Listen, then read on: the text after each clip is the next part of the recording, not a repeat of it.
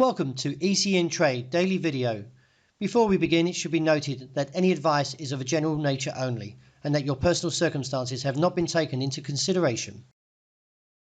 Hello everyone, my name is Rob Clayton and thank you for joining me. Overnight, the markets were a little bit more to the firmer side as the US dollar index, which measures the greenback strength against a basket of 6 major currencies, plummeted from the 10-month highs that was at 106.45 and back towards the levels around 105.80. A good drop there. The market now expects possibly a little bit more weaker in the dollar as all eyes look now towards the US Federal Reserve Chairman Jerome Powell and also looking to the core personal consumption expenditures price index.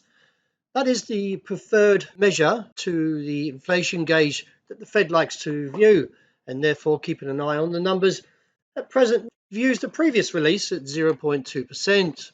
Also in economic data overnight, the market was looking towards the final GDP quarter, which came as previous as 2.1%, while unemployment claims was still around the 2,000 mark.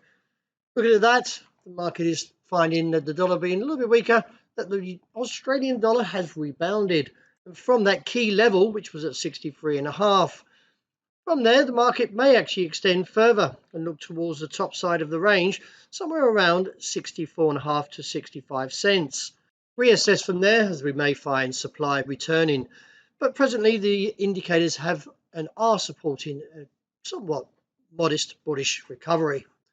Looking at the euro, the market has also staged a bounce and didn't follow on towards its target that was viewed around low 104s and instead recaptured the 105 area and now looks from a technical point a little bit firmer, but I would like to see the technicals confirm like previously back in August, because what we could see here in September was a failed attempt as the market plummeted.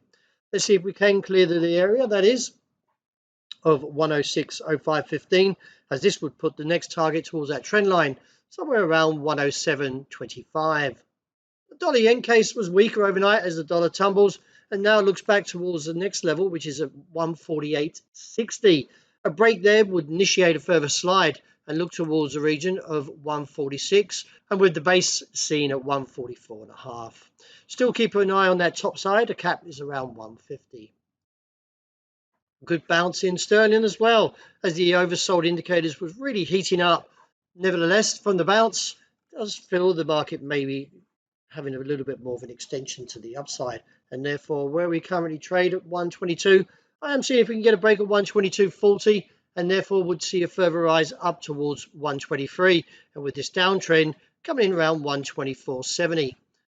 Gold was crushed overnight as the market now reaches its objective, or close to it that is, which was at 1,850 after printing a low of 1,857. Technicals are still somewhat negative and therefore could see one more down test. I would heed a little caution in case we see a correction from this level, 1,850, and that is back towards 1,890. But still, the current pattern still is somewhat heavy, so I still feel there may be a little bit more downside weakness to today.